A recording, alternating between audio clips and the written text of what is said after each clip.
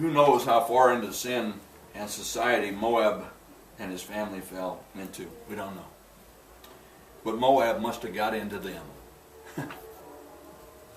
In other words, sin must have got in their lives and changed them. Before they knew it, 10 years had passed by and they were further and further away from God. And I imagine they could never have grasped or thought they would ever be in that situation.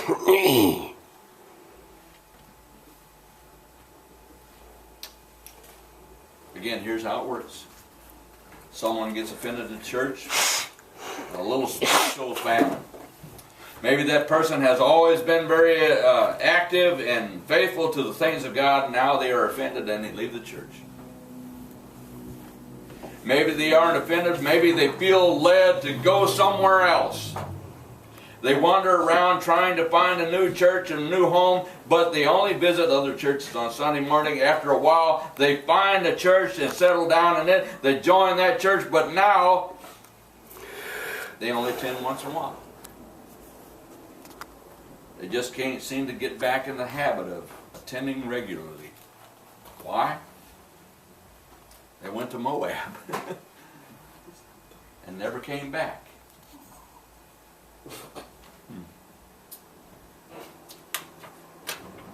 Well, again, maybe a financial situation arose. Your famine may be that of sorts. Who knows? Maybe you have to take on a second job. Maybe you've had to change jobs or whatever. It's pulled you out. You know, Satan has a way of getting into your lives and trying to destroy your lives. I know you. I didn't pick this out just for you. So should I quit my job? I feel like I'm being subliminal message here. Well, I think you pray about your job and ask your supervisor to work with you. We do still have freedom of religion here in this country. We still have, that's one of the laws that we still we have practice, because we have that freedom. And if you can work with your employer. If they won't work with you, maybe it's time to pray for them that they will open up for you. Then if they won't work for you, I don't know, maybe it is time to look for a new job. I have an issue though, because I haven't had a weekend off since Dad died. Yeah. So that's why I haven't been here. And maybe it's time to put your foot down. In a gentle way. In a gentle way. I'm not picking on you. I didn't. You're being deeper. Nope.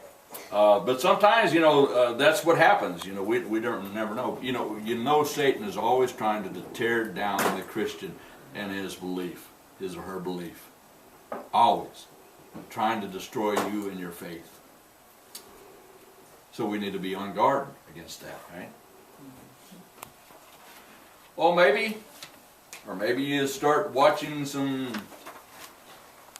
TV programs that you shouldn't be watching. There are many of them on there that probably shouldn't be watched, right? Yeah, that's for sure. Right? Maybe you indulge in crude speech and wicked humor with your friends. Huh? Maybe. Well, maybe it's time to put your foot down there too, right? And say, hey, I don't talk like that. I don't listen to this kind of stuff. If you're going to talk like that, I'm going to have to find some new friends. Well, in verse 3 through 5, we read about the consequences or the deadly consequences of their actions or their sins, if you will. Now Elimelech, Naomi's husband, died, and she was left with her 2 sons. They married Moabite women, one named Orpah and the other Ruth. After they lived there about 10 years, here's 10 years have already passed. Wow. Maybe the famine was already over. Who knows? But they've lived here 10 years. Then both Mahlon and Chilion also die, and Naomi was left without her 2 sons and her husband. Wow. No means of support.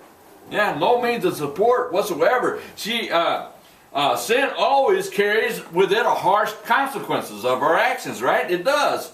This was the case of the life of Elimelech and the family as well. The consequences of sin are deadly.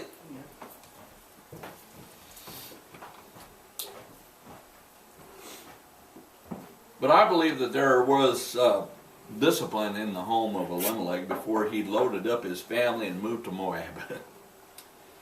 It is likely that he had already moved away from God in his own heart before he left. See, no one just wakes up one day and decides to leave God. It happens one step at a time, slowly. Creeps in, right? The reason I say that there was discipline in that home lies in the names of the Elimelech's sons. Names. Their names were Mahlon, which means sick,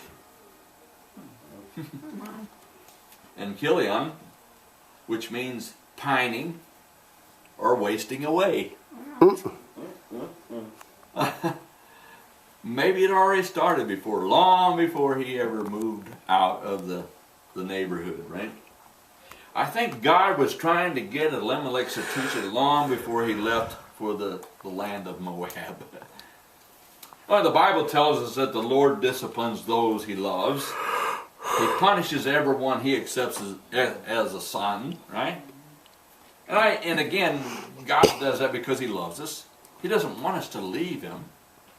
He is the one that's going to take care of us, whether we know it or not. We don't always know why we're going through the trials that we're going through. We don't know how long they're going to last, but we know that God is always going to be there. He's not going to move away from us. He's not going to leave us alone.